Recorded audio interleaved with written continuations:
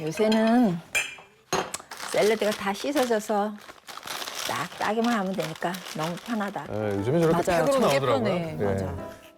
이거 아보카도. 이야. 와, 잘 익었다. 아보카도 잘 자른다. 야, 그간 루틴을 부탁해에서 본 아보카도 중에 제일 후숙이 잘 된 것 같아요. 맞아요. 네. 우리가 아, 오리고기는 뭐 대표적인 또 건강한 그런 고기죠. 네, 불포화 지방산. 오, 샐러드 위에 우리.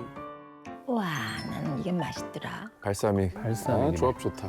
아침 식사를 나또에 어. 그래도 계란까지. 이걸 한 100번을 저어줘야지. 나토의 계란 프라이 나토. 조합은 처음 본다. 오, 역시 여배우의 밥그릇은 저 정도인 거군요. 저희 딸도 저거보다 많이 먹는데. 야, 오, 오, 김 많이 들어가네. 되게 건강하게 드신다. 근데 이게 수년째 거의 매일 드시는 식단이라고 합니다. 저도 나토를 뭐 자주 챙겨 먹지만 저렇게도 한번 먹어보고 싶네요. 자, 잘 먹겠습니다. 먹어볼까요? 오리 훈제를 야채와 함께. 샐러드 먼저 이렇게 입맛을 또 끌어올리고. 오이.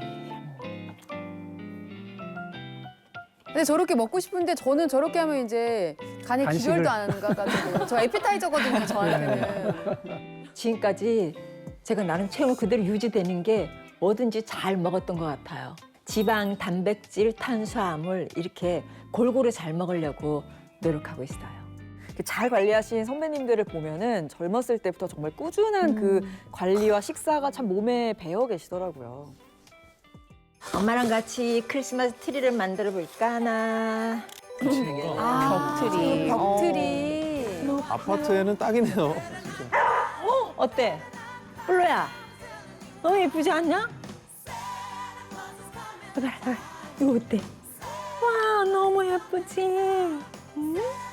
트리 하나에 넣으면 집안 분위기가 확 달라져요. 맞아요. 로라랑 통화를 해봐야겠네. 아, 로라 안녕. 오, 따님이신 거예요? 따님이. 뭐 좀 챙겨 먹고 나오는 거야? 아, 그래? 네 얼굴 벌써 추운 것 같으다. 우리 딸이 지금 모스크바 대학교에서 공부하고 있어요. 걔가 좋아하는 거는 책 읽는 건데 특히 막 이제 뭐 톨스토이, 도스토옙스키, 푸시킨 이런 쪽을 되게 좋아해요. 이야. 문학은 러시아 문학입니다. 이제 모스크바로 가게 된 거죠. 멋있다. 야, 로라야, 엄마가 그 추리 만들었어. 보여줄게. 보이냐? 엄마 뒤에? 원래 이런 거 안 하잖아. 야, 아빠 생일도 있고 이제 새로운 기본으로 했지. 근데 예쁘지? 내가 좋아하겠다. 그럼 아까 캔디 보여줬더니 너무 좋아했어. 근데 저희도 원래는 트리를 안 하다가 아이가 생기면서 트리 욕심이 이렇게 나더라고요. 맞아요. 생겨요. 네, 해놓으면 아이들이 너무 좋아하니까. 좋아요, 맞아요. 네. 뭐 아프다는 거는 너한테 네가 걱정해준 덕분에 조금 요즘 많이 좋아진 것 같아. 염증은 좀 잡은 것 같아. 다 로라 덕분이야. 고마워. 네. 로라 사랑해. 안녕. 딸은 참 통화를 길게 하네요. 저는 이제 굉장히 짧게 썼던 기억이 많이 나는데. 네. 생존 여부만. 네. 생존이요. 이제 청소를 좀 해볼까? 너랑 캔디 때문에 우리 집의 털을 열심히 닦아야 된다. 구석구석에 하려면 엄마가 이렇게 야, 이게 안 두면 안 좋다고 그랬는데. 관절이 확 꺾여버리니까 압력이 너무 세져요. 근데 겨울에는 아무래도 환기를 잘 못하니까 먼지가 더 잘 먼지. 쌓이거든요. 네. 게다가 반려동물 또 한두 마리가 아니니까요. 신발 이제 여름 거를 좀 집어넣고. 여배우의 신발장. 진짜 죄다 하이힐입니다. 와, 하일이 진짜 많네요. 아, 아무래도 촬영 때 주로 힐을 신다 보니까 가지고 있는 힐만 해도 30켤레나 된다고 합니다. 와. 굽이 뾰족하네. 진짜 키릴인데요? 와. 일단 여름 거는 좀 집어넣어서 시원한데 좀 집어넣고 자, 이제 계절마다 또 신발장을 좀 바꿔줘야 되니까. 굽들이 대단하네. 예쁜 것도 좋지만 관절 건강을 생각하시면 좀 편한 신발을 좀 권해드리고 싶네요. 평소는 절대 못 신어요 이제 정말로요. 발이 이렇게 막 휘어지면서 이 체중이 밑으로 닿으니까 엄지발가락 휘어진데 더 충격이 심하거든요. 그러니까. 촬영 때 들고 가거나 아니면은 쇼핑백에 가져가서 슛 들어가면은 그때서 이제 갈아 신죠. 편한 신발 신고 있다가. 근데 저도 그래요. 카메라 끄면 저는 바로 신발 편한 걸로 갈아 신긴 하거든요. 와, 오늘은 이걸 먼저 해볼까? 이 발가락이 이게 뭐니 이게? 실제로 무지 외반증 네, 있으시네요. 네. 이거를 여기다 끼우고 엄마 이제 발가락 운동을 해야 돼. 저 발가락 운동을 어떻게 하죠, 밴드가? 많이 치료가 된다 그러더라. 아 저렇게 벌려주는 건가? 근데 발가락이 다 붙어서 모여 있는 게 제일 안 좋아요. 그러니까요. 그래서 최대한 간격을 유지해 주는 거. 그게 방법입니다. 이 정도에서 수술 안 하고 어떻게 버텨보면 안 될까 싶어가지고 그냥 TV 보거나 뭐 할 때 그냥 발가락을 이렇게 잡고선 막 이렇게 주물럭주물럭하고 뭐 튀어나온데 이렇게 자꾸만 마사지를 해주는 편이에요. 젊었을 때 관절 관리 안 하셨어요? 젊었을 때는 관절 관리라는 것보다 힘들어서 피곤해서 그런가 보다 그렇게 생각했죠. 관절이라는 그 단어 자체를 떠올리지 못했어요. 나의 생활 습관이 조금 문제가 있었나 보다 그런 생각은 하죠. 제 주변에도 보면 이렇게 젊었을 때 하해 같은 거 많이 신었던 분들 중에 무지외반증으로 고생하시는 분들 진짜 많거든요. 근데 이 무지외반증이 관절염이랑 도대체 어떤 관계인가요? 무지외반증이라고 하는 질환이 어떤 거냐면은 특히 이제 높은 굽을 신게 되면은 체중이 이렇게 앞으로 쏠리면서 관절은 안쪽으로 휘고 바깥쪽으로 이제 발가락은 휘게 되고 이렇게 되면서 이쪽 관절이 튀어나오게 돼요. 그럼 여기가 되게 아프거든요. 이 통증이 있고요. 그리고 발가락, 발바닥, 발목 관절, 무릎 관절, 고관절이 되게 유기적으로 운동을 해야지 이게 걸어지는 거예요. 그런데 가장 체중이 많이 실리는 엄지발가락이 변형이 오게 된다. 그러면은 나머지 발목 관절이나 무릎 관절, 고관절이 결국에는 다 무리가 가게 되는 거예요. 그래서 이러한 것들이 계속 반복이 되면은 관절염이 일으킬 수도 있다. 이렇게 생각하시면 될 것 같습니다. 저는 사실 극단적으로 불편한 신발을 못 신어서 사실 예쁘게 보여야 되는 자리에도 되게 낮은 신발을 좀 신는 편인데 그럼에도 불구하고 무거운 짐을 뭐 들었거나 아이를 뭐 이렇게 안고 다녔거나 한 날은 이 관절이 좀 여기저기 쑤실 때가 있더라고요. 맞습니다. 소영 씨가 아직 어린 나이긴 하지만 네. 그래도 관절염이면 남 얘기가 아닐 수 있죠. 뭐 많이 쓰거나 출산 이런 여러 가지가 영향을 크게 주니까. 그리고 최근 들어서 관절염 앓고 있는 연령대가 점점 낮아지고 있거든요. 결국은 전 연령층 모두 관절염에서 자유로울 수 없다는 거죠. 네. 그런데 이 관절 건강의 핵심은 바로 관절 속에 있는 연골이죠. 이 관절 속의 연골이 사실은 우리 모든 신체가 마찬가지로 나이와 함께 그 기능이 떨어지게 되거든요. 근데 이 연골에는 나이만큼 중요한 게 하나가 더 있어요. 뭐냐면은 성별이에요. 여자는 태생적으로 남자보다 이 연골이 적어요. 부피도 적고 표면적도 적고 당연히 두께도 적죠. 그러면은 똑같은 압력이 들어왔을 때 연골이 버틸 수 있는 힘이 훨씬 더 약한 거예요. 게다가 우리 여성들은 여성 호르몬이 나오잖아요. 그 에스트로겐이 사실은 관절을 보호해주는 역할도 해요. 그런데 중년이 되면은 완경을 겪게 되죠. 에스트로겐이 급감하게 되니까 연골의 건강이 악화될 수밖에 없는 겁니다. 자, 근데 좀 힘든 점이 이제 관절이 눈에 딱 보이는 게 아니다 보니까 정말 아프기 전까지는 그냥 가볍게 맞아요. 넘기는 경우가 많더라고요. 관절 속 연골은 걷고 앉았다 일어나고 무거운 거 들고 뭐 이 모든 끊임없이 움직임에 다 닳고 있는 상황이거든요. 문제는 매일 조금씩 닳고 있어도 연골에는 혈관하고 신경 없으니까 직접 연골이 통증을 느껴서 신호를 보낼 수가 없습니다. 그럼에도 불구하고 어느 날 갑자기 통증이 느껴진다면 이미 굉장히 관절 연골이 다를 대로 다른 중등도 이상의 관절염 아닌지 반드시 의심을 해보셔야 되고요. 예. 요즘도 직접 스타일링을 하니? 없는 게 없더라고. 야, 그러네. 봄, 여름, 가을, 겨울 겉옷, 저거 속옷. 괜찮네? 그래서 오늘 한참 돌아야 돼. 나는 무릎 보호대를 해야 되겠어. 아, 그래? 보호대 하고 걸을래. 아유, 이거 준비 잘해왔다, 너. 그렇지, 좋지. 이 보호대를 차면은 도와줄게. 무릎하기 든든해요. 하루 종일 걸어도. 이게 보통 힘든 게 아니거든요. 많이 걷게 되면은 아무리 저녁에 또 억적지근하고 무리가 갈 것 같으니까 보호대로 이렇게 하면은 힘이 덜 가죠. 집중적으로 여기에 충격이 가는 걸 좀 방지해 주니까 편한 것 같아요. 오래 차도 그렇지만 그러니까 간헐적으로 필요할 때만 그다음 반드시 풀고. 예, 유전하게 되니까. 맞습니다. 근데 일로 가보자. 그래. 저기 일로 와봐봐. 근데 저런 데서 찾으면 보석 같은 게 나옵니다. 있죠. 네. 득템이죠. 진짜 재밌는데? 틴데 스카프처럼 변하는 거구나. 색깔이 아주 예쁘다. 특이하다. 그치? 근데 보는 눈이 있으면 네. 은 정말로 좋은 옷을 많이 가지고 오실 것 같아요. 색깔이 넌 너무 색깔 예쁜데? 좋아하지. 한번 봐봐.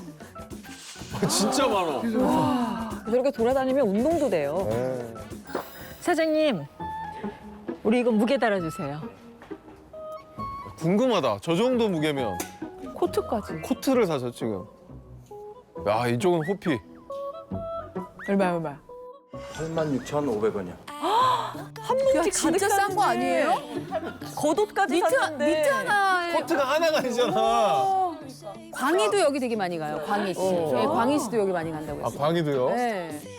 세상에 치마 하나 값도 안 나오네. 어마하다. 와. 너무 좋아하신다. 나올 때 더 기분이 좋아져. 네, 많이 파세요. 네. 야, 배고프지? 배고프다. 많이 돌아다녔더니. 그러니까 쇼핑하는 것도 이거 노동이야. 쉬운 거 맞아. 아니야. 진짜 그래. 오늘 저녁은 뭘까요? 아, 불고기, 소고기. 야. 역시 뭐 이력 보충에 또 소고기만한 게 없습니다.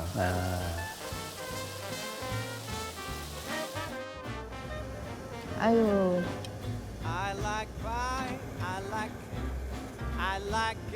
너무너무 맛있다, 얘. 배고팠다 먹으니까 너무 맛있네. 이제 일주일에 2번은 그냥 꼭 먹으려고 해. 강제로. 좀 많이 먹어줘야 되는데 철분이 많아서. 그래. 네, 선생님. 근데 철분이 많이 들은 소고기가 정말로 관절에 좋은 건가요? 네, 그 부분은 조금 이따가 설명드리도록 하겠습니다.